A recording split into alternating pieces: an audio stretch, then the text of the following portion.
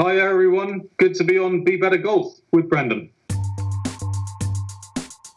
Thanks for watching, guys. I saw a video a couple days ago on YouTube which I thought really explained the difference between great ball strikers and everyone else, better than any other video I ever saw before. After seeing this video on the DST Golf YouTube page, I contacted them, and just 2 days later, I set up this interview you're about to see with Bertie Cordle, who is a golf coach and inventor. So we'll go to the interview right now.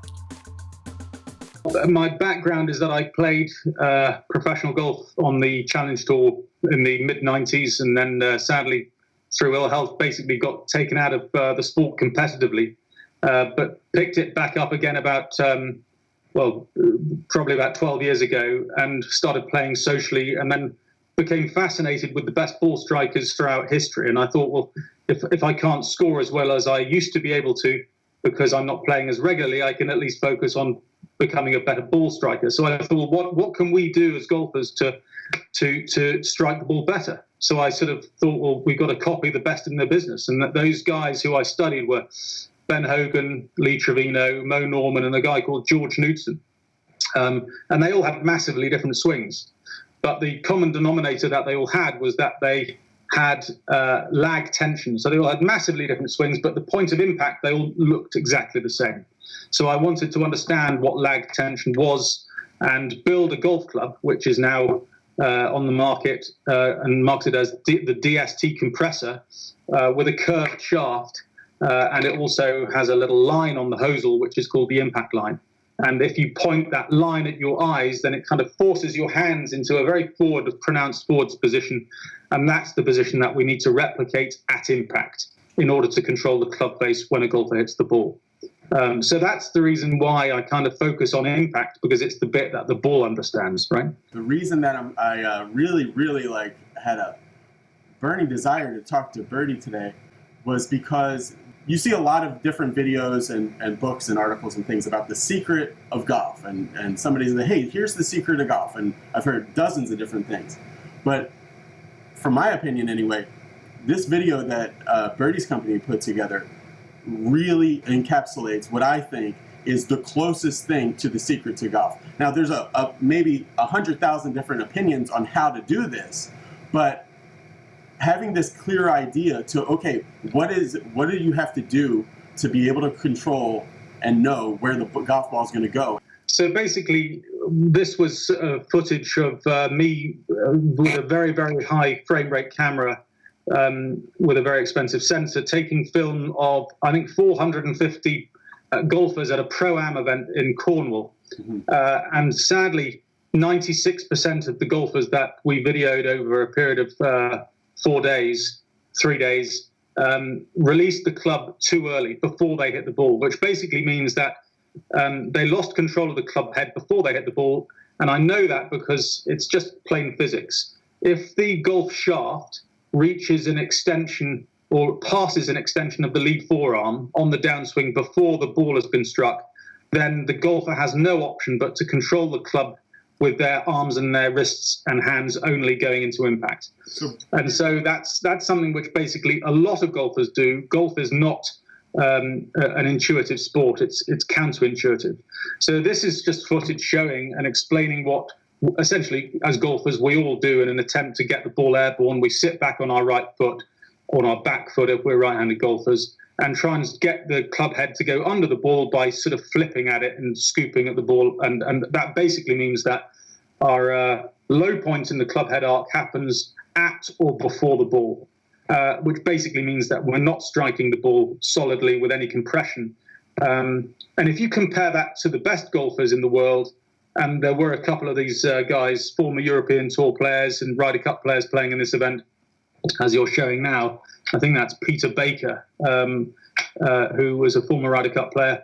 They reach an impact position where the shaft is trailing behind an extension of their lead forearm at impact, which basically means the club shaft and the club head are completely under control at the point of contact. And they're going to hit the ball first and then hit the turf afterwards and get real compression in the shot. So not only are you getting lower spin loft, but also you're getting more compression and also controlling the ball by hitting the ball with a better strike. So you're hitting it further and more accurately. So you're having a slower club face closure rate, or a more stable club face. So that's the reason why this video I think is pretty good, and that's the reason why we put it together. Let me see if I have this right. So this line that you have here is an extension of the left arm. And that's correct. What almost everyone is doing is getting their golf club in line with that extension of the left arm. So you call it full extension before the ball's gone, right? That's correct. Yeah, that's what they're doing incorrectly. And except for these pros, if I had to guess, I'd say Paul Broadhurst here. That's right. That's Paul. Yeah. Who's having an amazing year in the Champions Tour right now. Paul is getting there way ahead. I mean, as far as that red line is getting there. So I'm going to switch screens for a second here, Bertie, because I have something set up for this. Okay, so I got this is basically just like that line that you drew on your video, huh? Yeah, but it's close to it, because I mean your forearm is as close as we're going to get for practical purposes. Yes. Right. Okay. So basically, in that video, we saw all those golfers.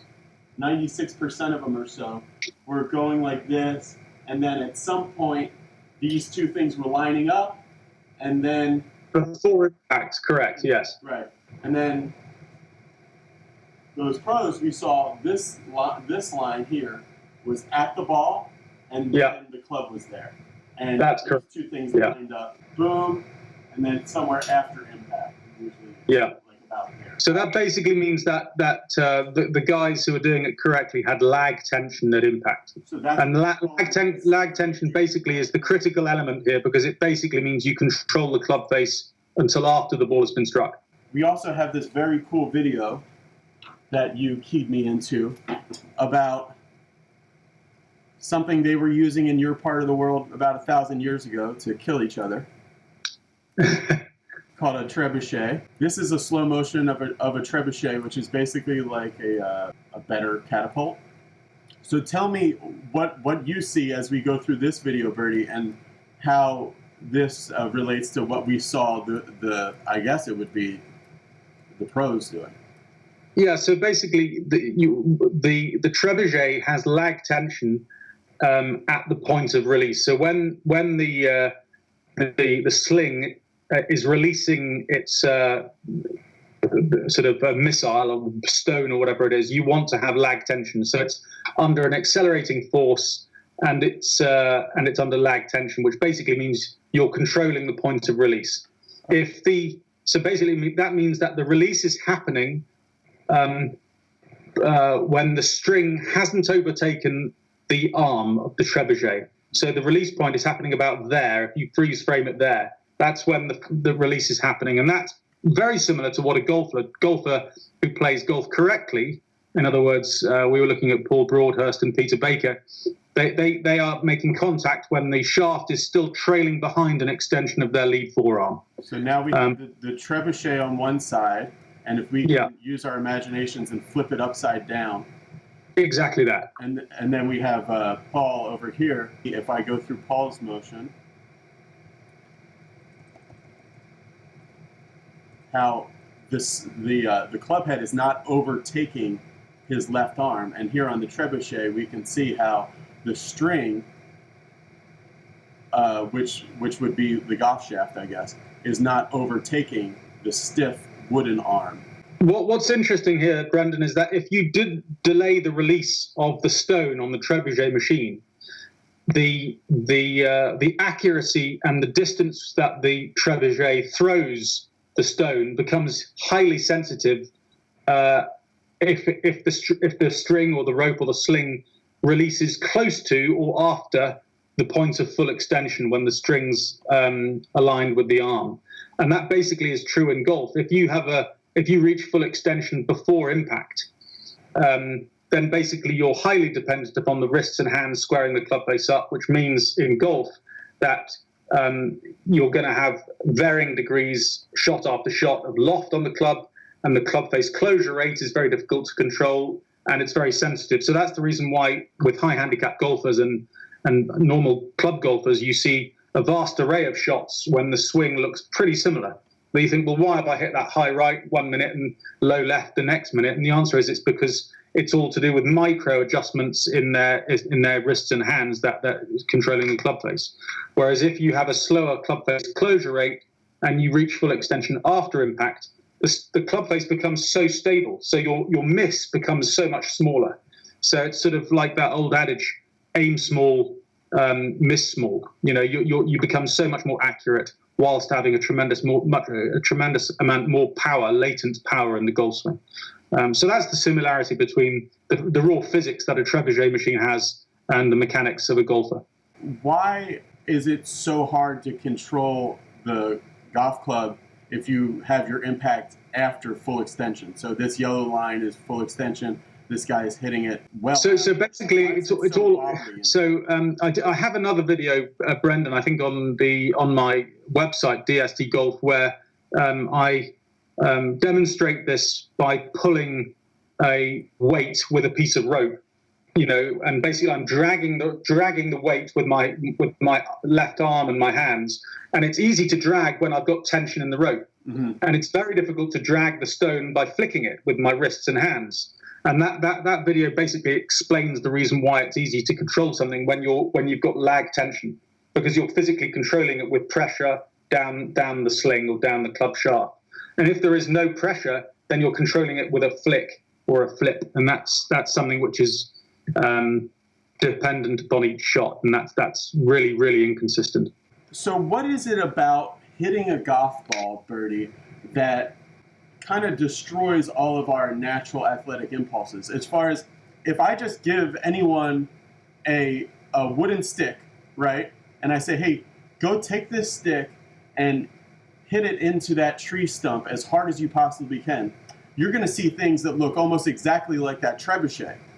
But if I give somebody a golf club and say, hit this ball 200 yards in the air onto that green, everything gets broken and it looks horrible. And then it's years and years and years just to get back to what you do with a stick against a object. You're absolutely right. So and this basically comes down to sort of being counterintuitive. Golf is counterintuitive, and if you get back to whether it be swinging a baseball bat or swinging a sledgehammer, if you want to knock down a low wall or something like that, we would have a much better chance in using our bodies correctly than if we're trying to hit a golf ball. One of the things I think it comes down to is just a lot of people think you need to lift the ball, or the misconception that you need to scoop the ball up and actually help the ball up into the air, and clearly that's what loft is all about.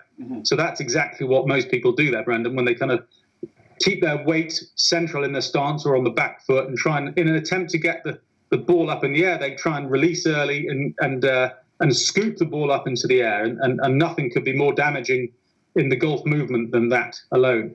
But it's a completely understandable movement to make when you're kind of learning, because you think, well, everybody wants to try and get the ball up in the air. A successful shot is when the ball goes up in the air, and if the ball's on a tee, then clearly you can do that when the club head goes, the low point would be before the ball, because they can physically get under it. But when you advance in golf and you don't have a tee to play off and the ball's lying on the grass, you've got to have an angle of attack into the back of the ball with an iron club, which is going to allow you to have lag tension, but also then allow the loft on the golf club to do the work for you. Right. And I think that probably becomes the sort of overriding factor for a lot of golfers to not get this message. And that's the reason ultimately why the impact line on DST clubs is so powerful, because essentially it's just a reminder. So we've got two types of golf clubs. We've got the training clubs, which are called the DST compressors, and they have the curved shaft, which physically force you to get your hands in front of the club head when you make impact. But those clubs have the impact line on, and the impact line has now been approved by the governing bodies of the game of golf to be incorporated into normal golf clubs. At the moment, it can be you can have this added with the impact line service that we offer. But in the not too distant future, we're hoping that it'll be put into mainstream production with maybe one or maybe more of the OEMs out there who are evaluating this. But essentially, it's such a simple technology. It just allows a golfer to be reminded of the position that their hands need to reach at impact in order to have lag tension, exactly like that. And that's ultimately the big difference between the best players in the world and the best ball strikers in the world and the club golfers. So this is the ultimate bit here. I mean, the club manufacturers have been making golf club improvements since golf began. They've been making clubs more consistent, lighter, faster, with bigger sweet spots, and so that we can hit the ball further. We can enjoy the game of golf more. But no one has come up with a technology that allows the golfer to use their clubs more effectively. And that's what DST's impact line is all about. So, Bertie, basically what you're saying, or what I'm understanding, is that all these golfers, and this is 96%, maybe even more, basically, until you're hitting the ball after you get to full extension, you're not really playing golf, are you? No, you're it's like trying to push rope uphill. It's like going to the casino and saying, I'd like the ball to go in that general direction. And if it does go in that general direction, it was a bit of 50-50 pot luck, because you're doing it through, you've got to be very, very coordinated with your arms and hands and wrists, firstly to hit the ball correctly, and then to get it going in the right direction. But that is, you're being really inconsistent if you're relying on your wrists and hands to hit the ball, because some days you wake up and your hand-eye coordination's good, and some days you don't. The guys who do this, who play this game for a living, they have a certain amount of continuity and consistency because their club face closure rate, or the stability of their club face, is so much better than the average club golfer. Their club face is essentially not moving as much through impact as a club golfer's. So their miss is going to be much tighter. It's going to be a much smaller miss. So they might miss a shot by 3 yards right or 3 yards left, whereas a club golfer who doesn't have lag tension would miss it by 30 yards right or 30 yards left. So this is an image of like maybe 10,000 frames a second or something. This was a stinger shot by Tiger Woods. Obviously, if we go to a wider shot of this same shot, we see that Tiger is definitely hitting the ball first, and then way somewhere out there, not even yet, about there, is then getting to full extension. Then I'm going to zoom in to impact. So how is hitting the ball before you get to full extension so important to controlling the club face and knowing where the golf ball is going to go? It's just down to physics. Basically, you control something until you lose tension in it. In that trebuchet image that you showed earlier on, and in the same mechanics here, what I call the main lever of the golf swing is a line that connects your lead shoulder through your lead wrist down to the club head. That's your main lever. Mm-hmm. So you've got a hinge point, which is your left wrist, and then you've got the club shaft. And basically, you have lag tension up until the point of full extension when the shaft is aligned with the lead forearm. And if that happens before impact, you lose lag tension. And after the point of lag tension, you can't control the club any longer. You're basically flicking, and after the point of full extension, you're flicking or flipping, and you can't control it. It's just not possible to control. It's through micro movements in your wrists and your hand, and that's something it's not easy to do. That is ultimately what the best 4-ball strikers in history had in abundance. So if I showed you images of Hogan, well, you can actually see that. I'm not sure if you can see the picture on the wall behind me. Yeah. That's Ben Hogan. Then you had Lee Trevino, who really kind of focused on getting his lead wrist to be flat, if not bowed at impact. And that's the reason why, if you look at the best players, even in the world today, you've got Dustin Johnson, John Rahm, Justin Rose, who have that kind of flat or bowed left wrist at impact. It means they've got significantly more lag tension than tour players who are bumping along the bottom as journeyman pros, who, without naming names, I've been kicking around driving ranges or ranges on the European Tour and the PGA Tour with a colleague of mine for the last 5 or 6 years. And when I use the super slow-mo filming equipment that I have, I can see quite clearly that some professionals do not have lag tension at impact. And the answer is they're incredibly good and talented players with hand-eye coordination. but they're never going to be at the top of the leaderboard consistently on a week in, week out basis. That was one of the things that I loved about this video that you took in Cornwall,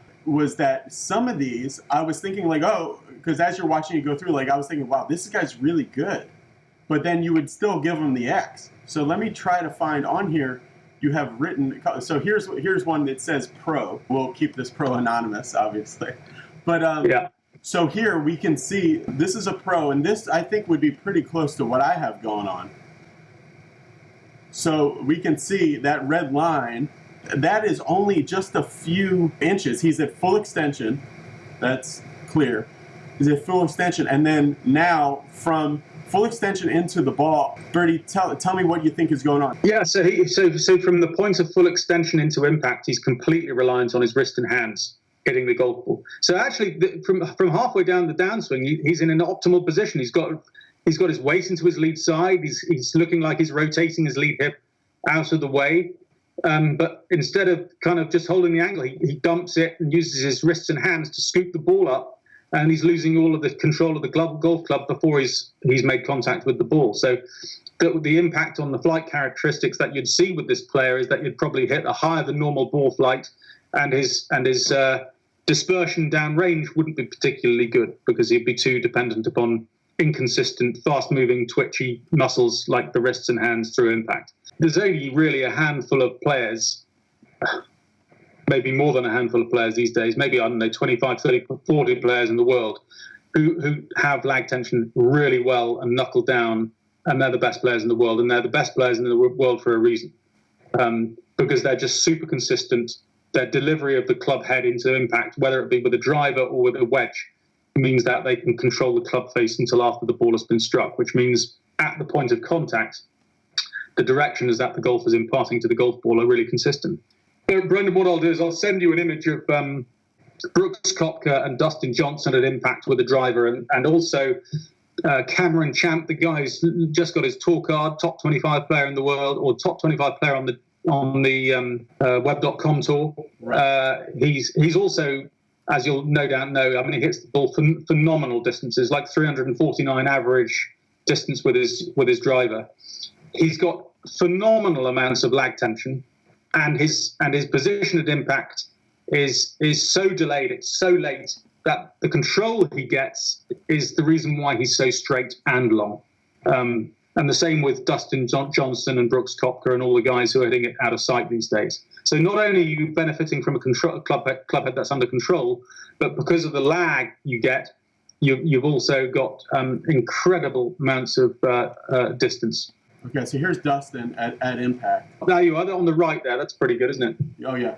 So well, I think one thing that messes people up with the driver, because we do hear, especially since TrackMan's been out, that we want to hit driver like a little bit on the up. When you say to a normal club golfer or a sort of a hobbyist golfer, we want you to hit the ball on the up with a driver, typically what you see them do is they release their hands and throw the club head at the ball early. So they'll dump all the lag way before impact, just like we saw on the videos earlier on, because that's what they think hit the ball on the up. They kind of throwing the lag away, getting the low point before the ball, and then flicking their wrists so the club head comes up. And that couldn't be more damaging. So Dustin Johnson in that image there, when he's hitting the ball, probably has an angle of attack of 1 or 2 or 3 degrees up. I don't know. The way to judge this is that if you draw a line between the T-peg and his lead shoulder, that's what I call the line of tension. And if that line leans away from the target, that means at the point of impact, he will have had an upwards angle of attack. Gotcha. Yeah. So basically means he's got lag tension, but also his angle of attack is going up rather than down. And so that basically means he's reducing spin loft. He's got a higher launch angle, but he's also got lag tension, which is kind of the holy grail. All right, so I think anybody who's made it this far in the video agrees that that's something people want. Now, in your opinion, because you've worked with a lot of people on this specifically, in your opinion, what's the best way to get the golfer that is like this more like this? So the simplest way is to start small and work up, right? because there's no point going to a driving range and getting out your 8-iron or getting out your 5-wood or a driver, worst case scenario, the driver, and starting to just work on your lead wrist position at full speed. Because this is where golf is all connected, right? So basically, if you're one of those guys who's dumping lag before you've made contact with the ball, more than likely you're going to be coming over the top, and your swing path and plane are going to be out of kilter. So the first thing is you've got to really start small. Start chipping with a little 8-iron or a wedge. And the best way to do it is, I'm not trying to plug the products here, but get a Dst Compressor or get a CR10, which is the straight shafted transition club that we make. And it's got a little line on, we call it the impact line. And familiarize yourself with where your hands need to be, or where your hands need to be positioned at impact for you to have lag tension. And like you mentioned earlier on, just a little bit earlier in our conversation, Brendan, it feels really awkward, and you'll think this can't be right. But feel is incredibly different from what really is happening. And if you become familiar with where your hands need to be at impact, and you're just starting chip shots and then pitch shots, and then just work further and further back, you'll notice some pretty significant things going on. Your contact with the ball will be a lot better. It'll be ball turf. You'll notice that your weight needs to be much further forwards towards the target in your lead foot. Your balance will become better because you're moving through the shot, and you'll rotate better. And then lastly, you'll notice that the club falls onto the plane line instead of coming over the top. So all these magical kind of things happen as a result of focusing on impact and focusing on where your hands need to be in order to obtain lag tension. It is the secret of golf. Lag tension is the secret of golf. And Homer Kelly wrote as much in The Golfing Machine back in 1959. So it is something which it's nothing new. Everyone's been aware of the importance of having a lag impact. But now suddenly we've got a technology with the impact line that we can put onto conforming sets of golf clubs that allow people to become aware and familiarize, practice on the driving range, and then take that technology in a normal set of golf clubs out onto the course, and it's legal to play with. It's like seeing a golfer and you flick on a light in their head, the light switch goes on, it's like, boom, I know what I'm trying to do now, and suddenly their golf really improves really quickly. And it's a very powerful thing to see. Bertie, what is it about speed that starts destroying this lag tension? Because I know that if I hit a slow shot, I can get that very good. And even if I hit all the way up to like about a 50% shot. Yeah. But once I start trying to hit it hard, it gets broken, kind of like that pro swing we saw there. I'm about at full extension with still this much further to go. So this is a very interesting point. So this is where what you've raised there is actually very, very natural for a lot of golfers. The more juice you give it, the more beans you give it, and the more you try and hit it hard, the swing becomes out of kilter. And this is down to where in the downswing you produce the speed. Right. Okay. Most people get to the top of the backswing and think, I need to hit it hard, or I need to give it some more beans. And they're gut-wrenchingly just trying, their face expression, their facial expressions it's all about trying to deliver power here. And if you look at the best guys on the planet now, who are the best ball strikers, they're completely relaxed. They're holding that, they're delivering the power and delivering the speed, not here, but they're delivering it after impact. Yeah. So it's where in the swing. If you try and create in your mind's eye an image that you want the fastest point of your swing arc, the fastest point of the club head in your swing arc to be after impact instead of before it, your ball striking will improve no end. So Bertie, let's talk a little bit specifically about the Dst Compressor. So I don't have one. I've ordered one. It's on the way. But so I'm looking forward to using it. But I've seen Henrik Stenson, I think, was one of the first ones to be seen with it on the range. And then we've seen many, many other pros. Who are some of the pros that have used it, and what has been the response like? Because how long has it been out now? Well, it's been out. We launched it in January 2015, and the way we launched it was showing it to one or two swing coaches first. I think Pete Cowan, who is one of the main guys on the European tour, who's a very well-respected swing coach, he introduced it to his stable of players. And within a matter of months, we had Henrik using it, Justin Rose, and then it kind of went throughout the PGA Tour like wildfire after that. So you've now got guys like John Rahm and all these modern guys using it. As I think at one stage we had 21 of the top 27 players in the world using DST compressors on the range, and we had wonderful stories of sort of Darren Clark and Martin Keimer giving me a call from the Masters on the driving range saying, "Can you get a DST compressor to us by tomorrow because we need one to practice?" And sure enough, we overnighted it to them, shipped it overnight to them, and they got it in time, which is wonderful. But these guys are using it on the driving range before they play in a major championship, which is and it's new to them when they're doing it. So these guys don't like to change socks before they play a major tournament, and here they are wanting to feel what lag tension feels like with the DST compressor, arguably the day before one of the most important sort of tournaments of their calendar year. So, and what it provides them with is the feeling that they want to replicate when they play golf for real under competition environment, and that is delivered through this curved shaft, the DST compressor. And now, clearly, through the impact line, we can put it into conforming sets. But the wonderful thing is it doesn't have to be all very complicated all at the beginning with full swings. In fact, I say in the instruction given with the compressor is that start small, start chipping.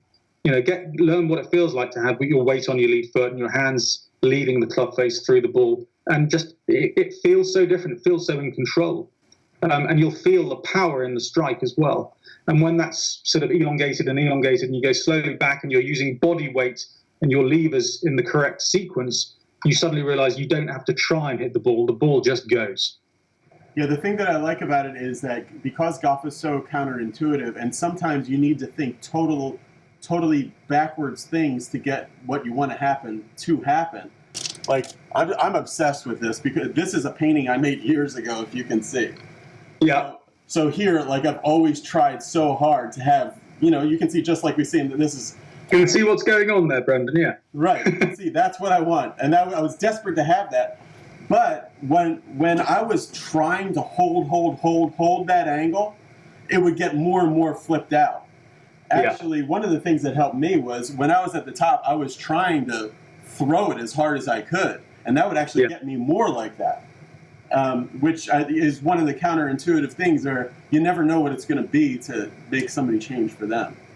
But that's the power in this, is that what you're feeling in order to make you achieve those positions is you own those feelings. And that might be slightly different for someone else. But without the impact line on the hosel of the golf club, you're kind of in the guessing game. You don't know quite how far ahead your hands need to be, and people don't trust that. They say, a lot of the times, like you said, you take a photograph of someone when they're pointing the impact line up to their eyes, and they're going, "You've got to be kidding! My hands can't be that far in front." And then you take a picture, and it looks absolutely like a tour player, and they're thinking, "Wow," because it feels stupid when you do that, and then you do it, and it looks like you're looking like a tour player.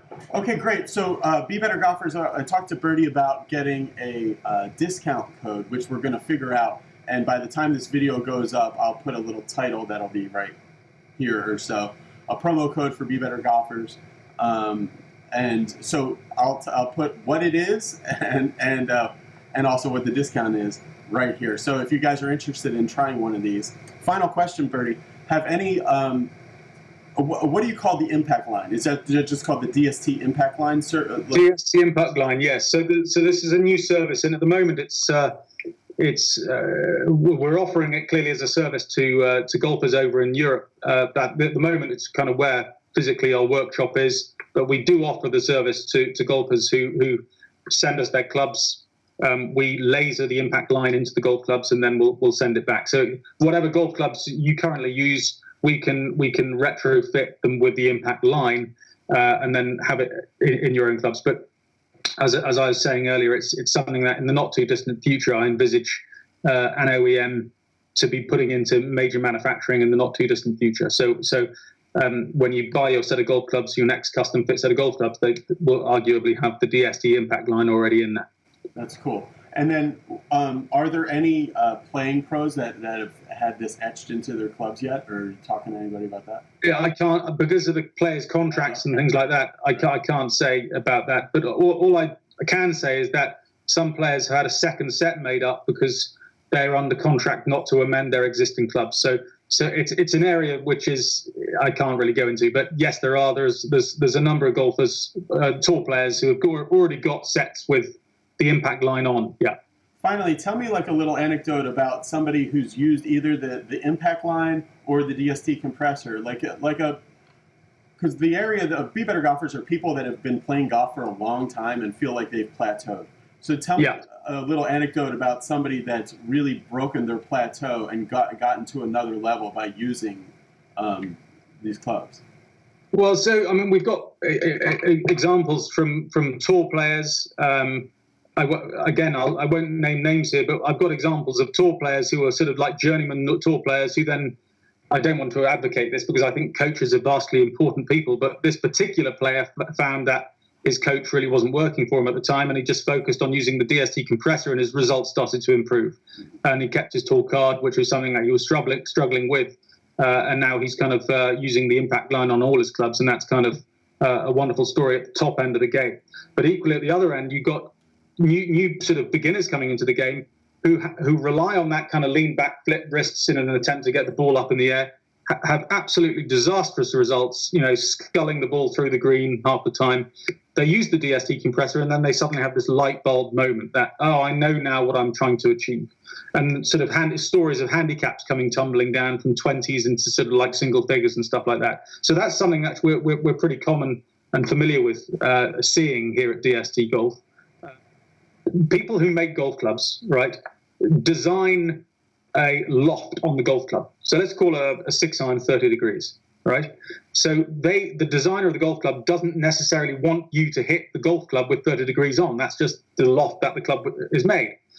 Every 6-iron doesn't have a bounce angle of 0. It has a bounce angle of probably between 4 or 5 degrees, okay, if not more. But here's the interesting part. If you look at the tour players who hit a 6-iron, take Dustin Johnson, for instance. He was put onto the mat machine at TaylorMade about 4 or 5 years ago, and he hit a 6-iron design loft 30 degrees. At impact, his dynamic loft was 17 degrees. He had 13 degrees of forward shafting. So he was turning his 6-iron into like a 2.5-iron or a 3-iron.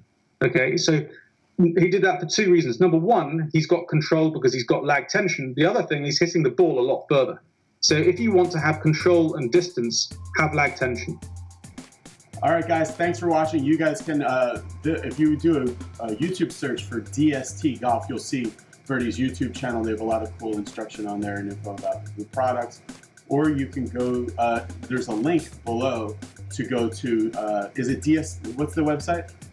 So it's www.dstgolf.com. Very simple. Thanks, Bertie. See ya. Not at all. Speak to you very soon again. Take care.